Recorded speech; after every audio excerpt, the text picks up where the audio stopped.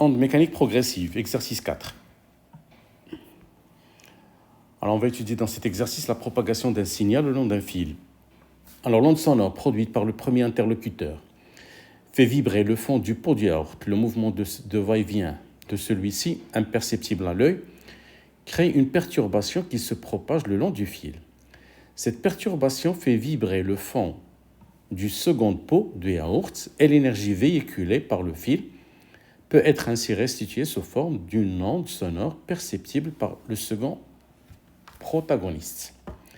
Alors à 25 degrés, on réalise le montage de la figure 1 afin de mesurer la célérité d'une onde sur le fil ER, émetteur-récepteur. On prend deux points A et B séparés par une distance de 20 mètres où on place des capteurs A et B qui vont enregistrer l'élongation de ces deux points au cours du temps. Alors, première question, à partir de l'oscillogramme, déterminer le retard temporel taux. Alors, le retard temporel taux entre les deux points A et B, c'est le nombre de divisions fois la sensibilité horizontale. Alors, on a 4 divisions avec une sensibilité de 5 millisecondes par division. Donc, le retard, ça fait 20 10 moins 3, ça fait 2 10 moins 2 secondes. La deuxième question, donnez l'expression de la vitesse V en fonction de D et de taux. Alors la vitesse V, c'est la distance traversée sur le retard temporel. Donnez l'expression de la vitesse et calculez sa valeur. Alors la distance, c'est 20 mètres. Le retard, c'est 2, 10 moins 2. Donc la vitesse, c'est 10 à la puissance 3 mètres par seconde. C'est la vitesse de propagation de l'onde le long du fil. Question 3.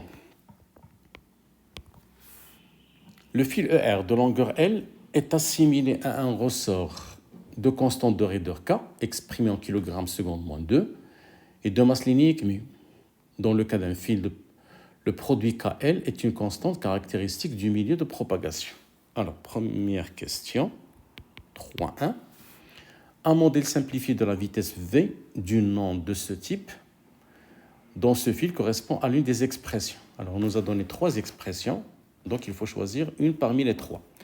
Alors, on va commencer par la première. Alors, le choix va se faire suivant une analyse dimensionnelle. Alors, on va déterminer les dimensions de mu sur KL. Donc, c'est la dimension de la masse linéique sur K fois la longueur. Alors, la masse linéique, c'est une masse sur une longueur. K, c'est en kilogrammes seconde moins 2. Donc, c'est une masse divisée par un temps au carré. Alors, et le L, voilà. Alors, on va simplifier par la masse. Donc, on aura un temps au carré sur une longueur au carré. Et le temps sur la longueur, c'est 1 sur la vitesse au carré. Donc, la vitesse V, c'est la racine de KL sur mu. Donc, c'est la deuxième proposition. Question 3.2. On cherche à calculer la raideur. Calculer la raideur du fil. Alors, on commence par l'expression qu'on vient de déterminer. V égale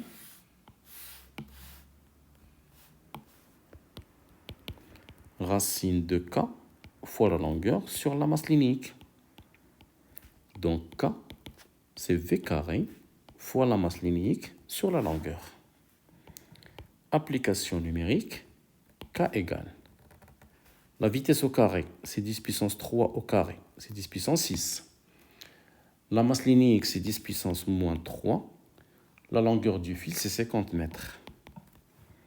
Donc, on aura une constante K égale 20 kg seconde moins 2.